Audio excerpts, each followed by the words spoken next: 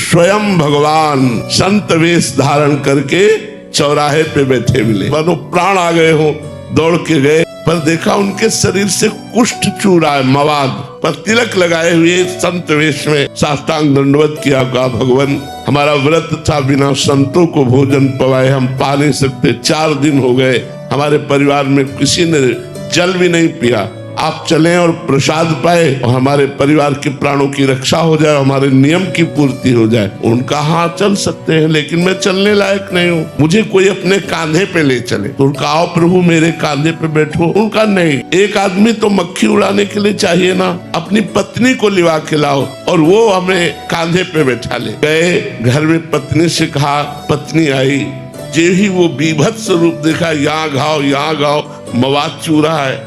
और उसके मन में आया नहीं, संत के प्रति दोष दर्शन नहीं करना, मुझे संत सेवा करनी, इसलिए बैठा ला। अब वो इतनी दुर्गंध भगवान ने बढ़ा दी कि दोनों पति पत्नी छोड़कर भाग जाए, लेकिन गोविंद गोविंद गोविंद एक एक कदम भगवान नाम जप करते हुए घर पहुंचे।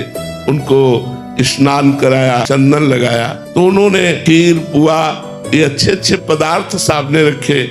भगवान जो संत वेश में कुष्ठी रूप में थे, उन्होंने कहा हम खीर पकवान नहीं पाते। उनका प्रभु हम तो वैष्णव हैं, हमारे यहाँ तो प्याज लहसुन भी नहीं बनता, आप संत वेश में आए, आप भूखे वापस लौट जाएंगे, आप रुकिए, मैं कसाई वाले से मांस लेकर के आता हूँ। हमें कसाई वाले का मांस नहीं चाहिए, यदि आप पवाना चाहते हो तो अपने पुत्र का मांस पवा दो। पत्नी की तरफ देखा और कहा ये क्या संत है, लेकिन संत पे दोष दर्शन करके या उनको भूखा वापस करके। तो उनका प्रभु यदि आपकी आज्ञा हो तो मैं अपने पुत्र की हत्या करूं और आपके लिए मांस बनाऊं। बोले मुझे इससे मतलब नहीं, मुझे पाना है, लेकिन यही घर में पाना है, बाहर से कुछ लाना नहीं। जे ही अपने पुत्र की हत्या करने के लिए उद्यत हुए, देवी भगवान प्रकट हुए। उनका बस मैं यही देखना चाहता था कि संत के प्रति तुम्हारा कितना समर्पण है।